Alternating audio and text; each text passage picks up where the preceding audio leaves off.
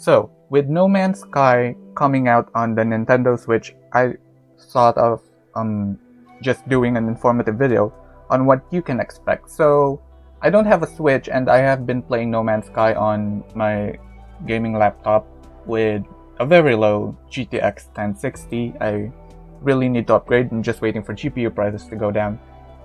So yeah, from what I've heard, No Man's Sky on the Switch will not have multiplayer.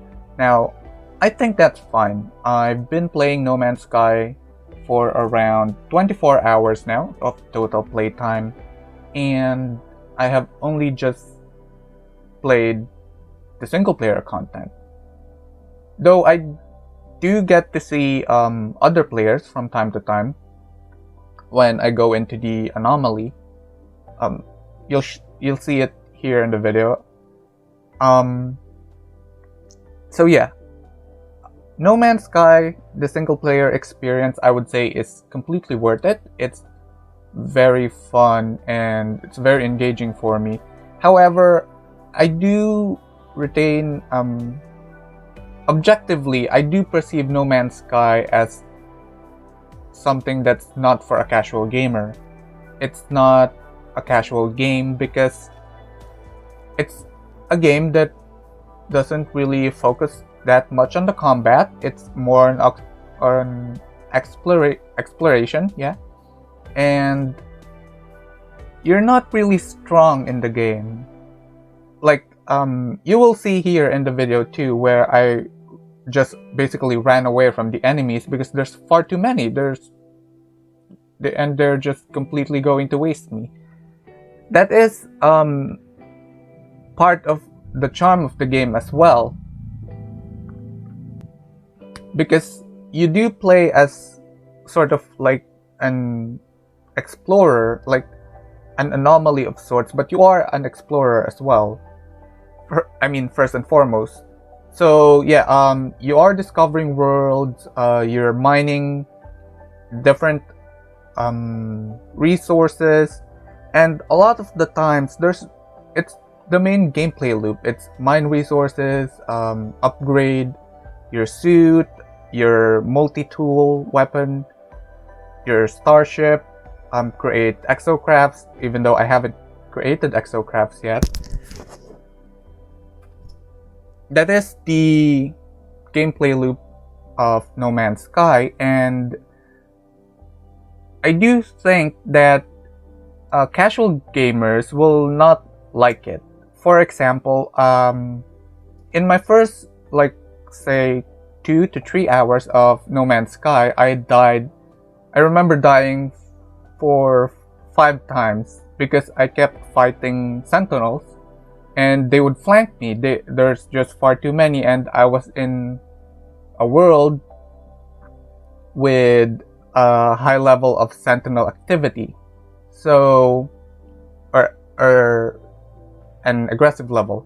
So yeah, I died 5 times, and in those 5 times, every time I died, I just kept laughing because this type of game is sort of realistic in that way, where yeah, you can't just pick a fight with everything or everyone around you. You're going to get your ass whooped.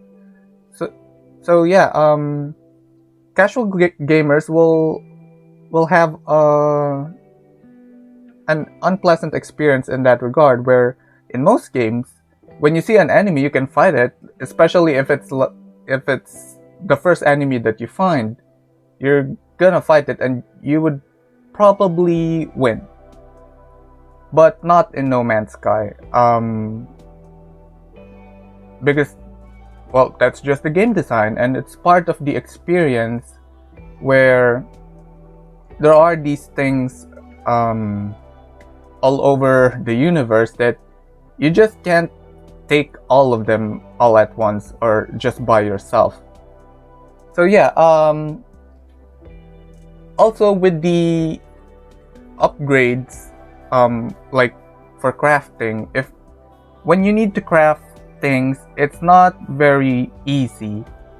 There are resources or elements that you need that does not exist in, say, the galaxy that you're in. You have to travel to another galaxy, or you have to travel to another world and find that specific resource. It's never there just waiting for you. You have to actively look for it. You have to explore. You have to travel across the universe. That's the entire game. And in my perspective, when I say casual gaming, let's say like something where if you need a certain resource, it's very easy to track. You can just buy it off a merchant or something. Now, you can buy some resources in No Man's Sky, but not everything. It's not a matter of money, or it's not a matter of the units that you earn from the game. It's a matter of exploration. You can buy some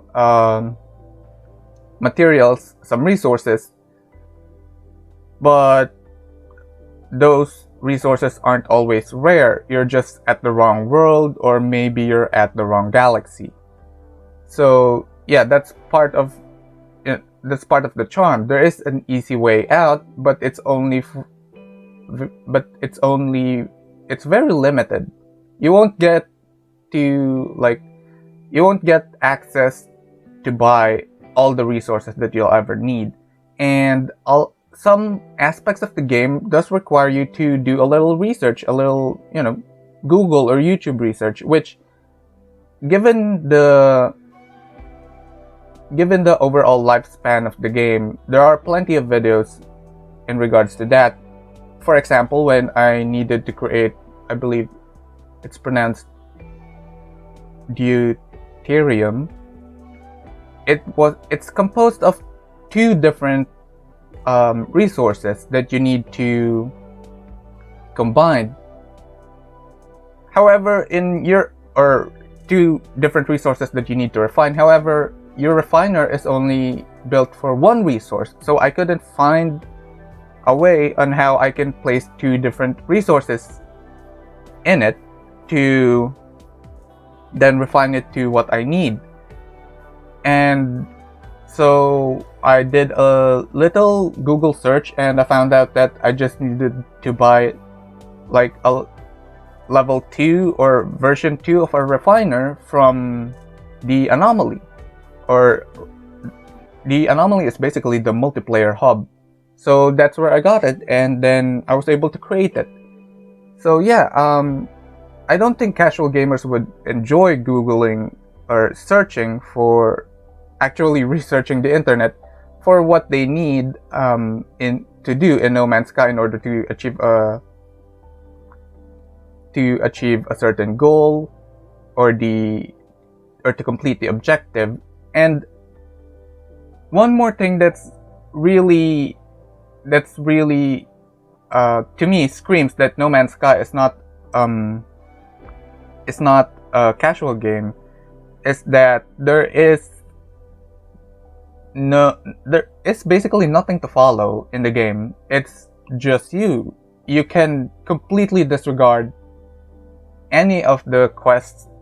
You don't have to do any of it. That's just up to you. You can just explore wherever you want, as long as you have the resources to do it. And so yeah, there's also a lot of preparations that you need to do. You can't just go in to these things blind. Like I'll show you the video footage where I basically stumbled in like a battle, and I don't have the resources to refuel or recharge my energy shields for my starship, so I'm basically going to die if I don't escape.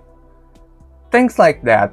Those things I believe are not for casual gamers. However, for gamers who do enjoy crafting, who do enjoy complexity, actually researching things, even in IRL, you're going to enjoy No Man's Sky, and it's a game that you can always come back to. The single player experience is good enough on its own, and yeah, that's pretty much it.